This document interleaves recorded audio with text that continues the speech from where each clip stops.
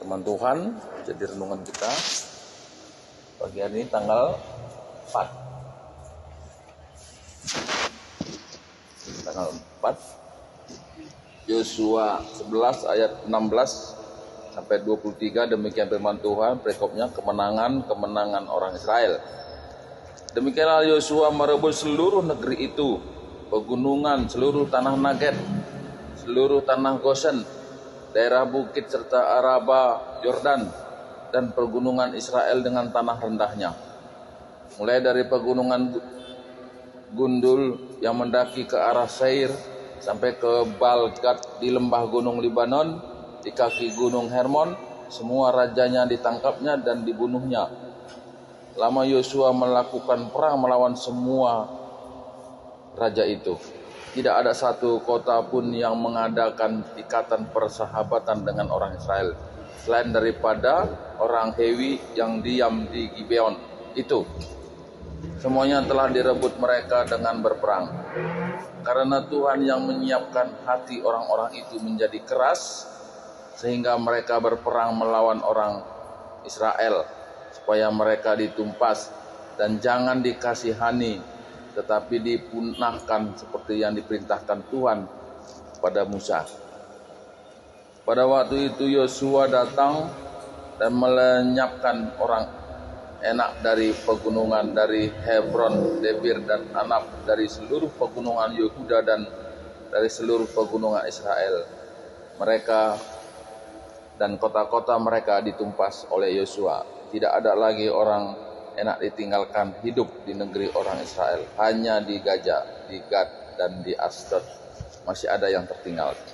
Demikianlah Yosua merebut seluruh negeri itu sesuai dengan segala yang difirmankan Tuhan kepada Musa, dan Yosua pun memberikan negeri itu kepada orang Israel menjadi milik pusaka mereka menurut pembagian suku mereka.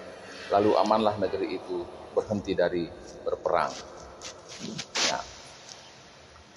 Jadi perikop ini adalah resume dari seluruh proses apa yang disampaikan Tuhan kepada Musa, yang kemudian oleh Yosua, dan akhirnya apa yang dijanjikan Tuhan bagi bangsa ini, tanah perjanjian menjadi nyata dan mereka mulai melakukan pembagian dari tanah yang sudah dijanjikan Tuhan. Nah, tentu adalah suatu sukacita yang besar. Dan dalam perikop perjanjian baru adalah dalam perikop perjanjian lama, tanah perjanjian itu ya tentu tanah Kanaan. Tapi kalau kita yang hidup pada saat ini, sebetulnya ya tanah perjanjian yang disiapkan Tuhan itu adalah sorga. Nah, bagaimana mereka ini bisa sampai ke tanah Kanaan?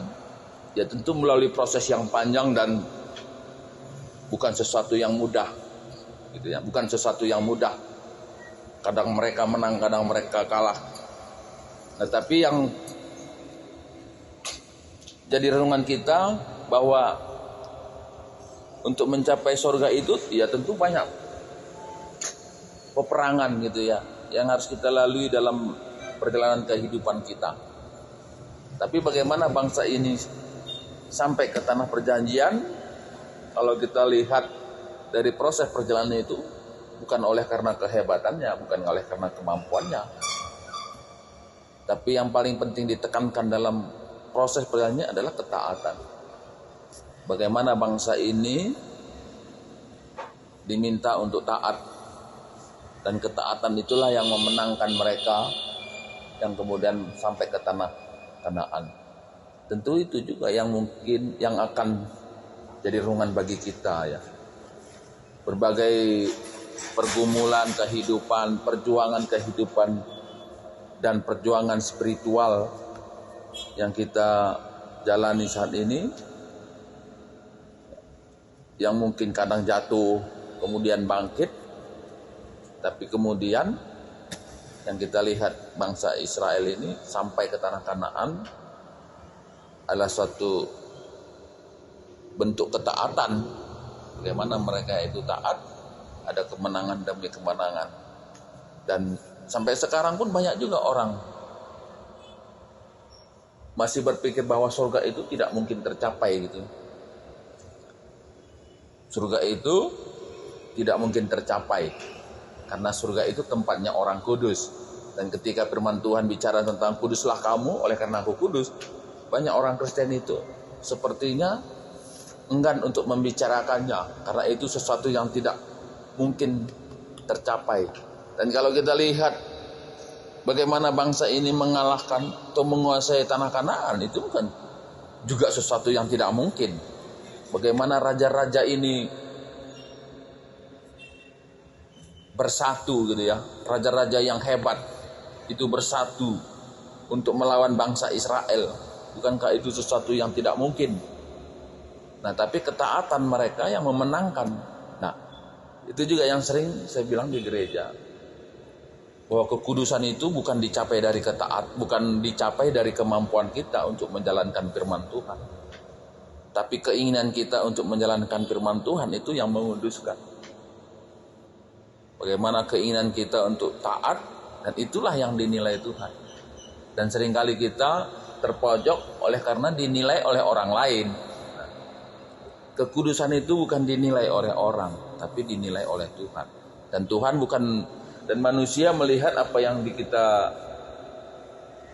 di luar gitu ya. Tapi Tuhan melihat apa yang di dalam. Jadi bukan kemampuan yang dilihat, tapi kemauan yang dilihat. Nah, itulah yang dikatakan kudus. Ya, itulah yang kudus. Jadi keinginan-keinginan untuk melakukan yang benar, itulah yang kudus. Karena kekuatan itu bukan milik manusia, itu milik Tuhan. Yang milik manusia itu adalah hatinya. Bagaimana kita mau dipanggil oleh Tuhan. Nah, jadi marilah kemenangan bangsa Israel ini tentu jadi motivasi bagi kita.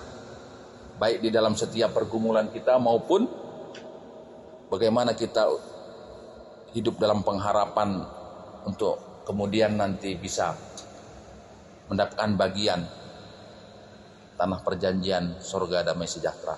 Tuhan kalau asing magikan kata di bata dengan simakai kensa besilungan untuk wari. Haleluya.